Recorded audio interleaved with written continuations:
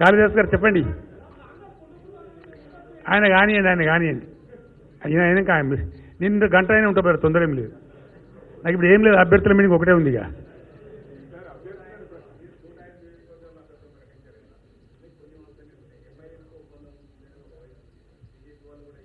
నేను ఒకటే మాట స్పష్టంగా చెప్తా ఉన్నా బ్రదర్, ఏది దాచుకొని కూడా అవసరం కూడా నాకు లేదు.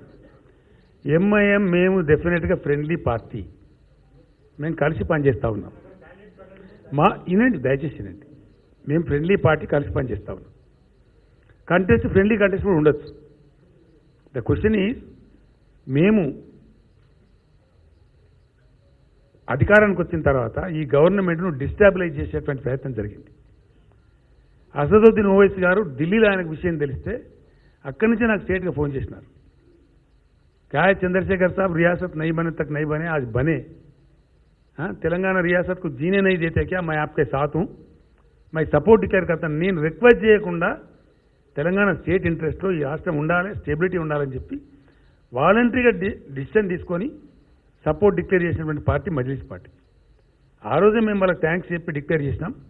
డెఫినెట్గా మేము ఫ్రెండ్లీ పార్టీగా ఉన్నామని, ఖచ్చితంగా ఫ్రెండ్లీ పార్టీగా ఉన్నాం, అట్లే పనిచేస్తామని. వాట్ ఈజ్ రాంగ్ అండి? మేము ఓపెన్గా చెప్తాం, దాచుకోలే. డెఫినెట్గా మేము సెక్యులర్ పార్టీ, 100% సెక్యులర్ ఉంటాం. కొంతమంది పాపం ట్రై చేస్తున్నాండి, కొన్ని పిచ్చి పిచ్చి ఏదో కళలు కానీ భ్రమలలో భ్రాంతులు చేస్తూ ఉన్నారు. నేను బీజేపీకి దగ్గర అవుతున్నామని ఇదైతే. Mister Modi prime minister, I'm chief minister. నాకు 66 అవసరాలు ఉంటాయి. నేను నిన్న కూడా మాట్లాడిన ఫోన్లో తప్ప, మా డిఫెన్స్ జాగా ఏమైంది సార్, ఎంతవరకు వచ్చిందని అడిగినాం తప్ప.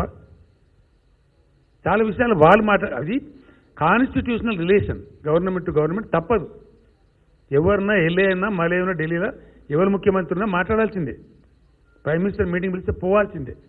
అది గవర్నమెంట్ రిలేషన్, అది పర్సనల్ రిలేషన్ కాదు.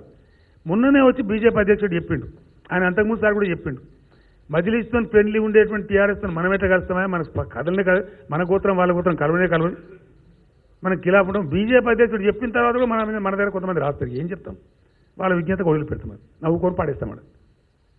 You will laugh at that, అంతే కదా. మేమేం దాచుకోకుండా చెప్తున్నాం కదా, ఇంట్లో దాచి మాటకేం లేదు కదా.